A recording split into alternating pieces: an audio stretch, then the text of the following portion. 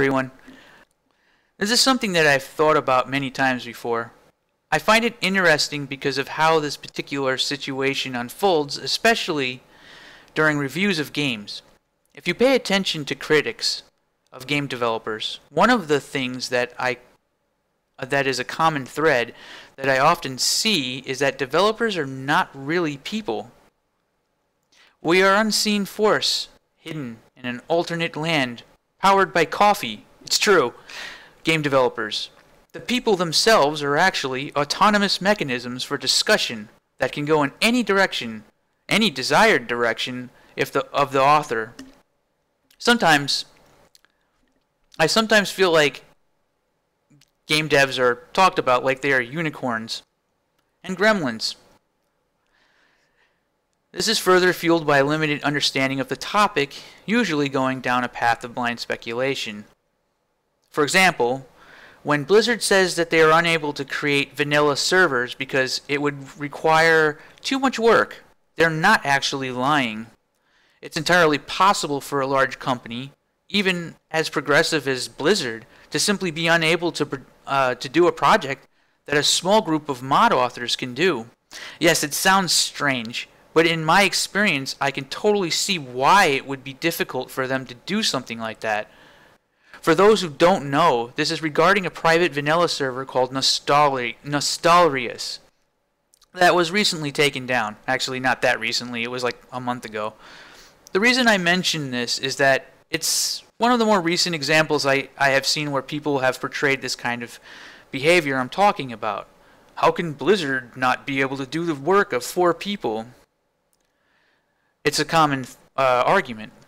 So, on a side note regarding this topic that I want to get back to is that paying attention to how a game company is structured and the size of the company is data that I think critics and fans are all too often, they just don't utilize to understand what is really going on. I have always found it to be personally true that larger, more unwieldy game studios are actually less capable of doing smaller projects, especially projects that involve the kind of passion and dedication of a fan project. A company structure is a big deal. Company structure is definitely a big deal. Company politics is also a big deal.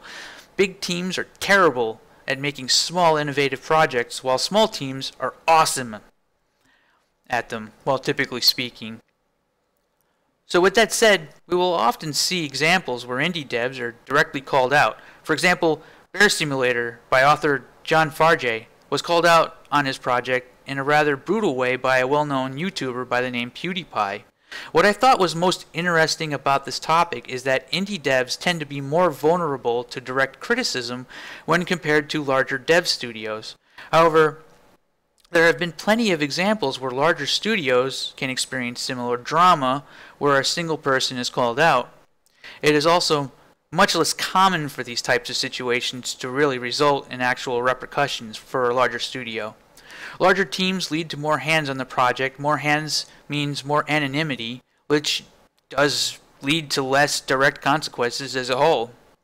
Now, with that said, I don't wish to bring this up in a way that might sound like I'm speaking out for these people. What I want to discuss is the phenomenon itself. Game developers are kind of people too, is a point that I find interesting. Notice that they're kind of people, not actually people. This isn't because of people being mean or that we often see an us versus them attitude when discussing game design choices about a game. I would rather ask the question, why is this the case? And is it really the best way to think about things as a whole? One possible point that comes to mind is how game design works from a technical standpoint.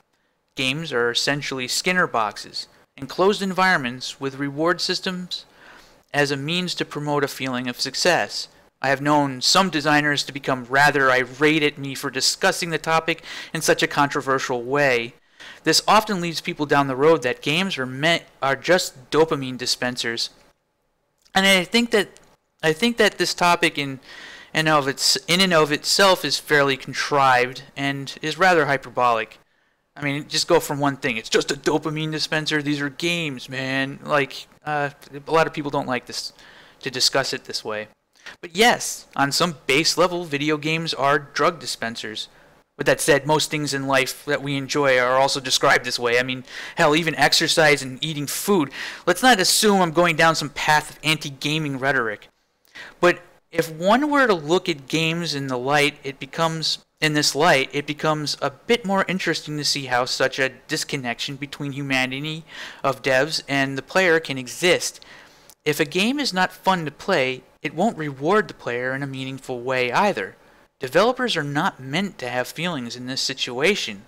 All focus is always on how the player feels, and in many cases, it's actually seen in poor light to remind people that the developer is a person. It sometimes even comes off as making excuses. Allow me to coin the phrase dev-splaining. Now let's forget I ever said that. So, in that same vein, the developers themselves would rather not be humanized either. Both players and devs agree that devs are unicorns. I like to think of myself that way. And it should probably stay that way. So the next time you watch a video where someone is totally ripping a game to pieces for being total shit, I want you to remember all the unicorns farting rainbows behind the scenes. After all, if your drug dealer starts selling you shitty weed, you typically don't humanize that cheap bastard either.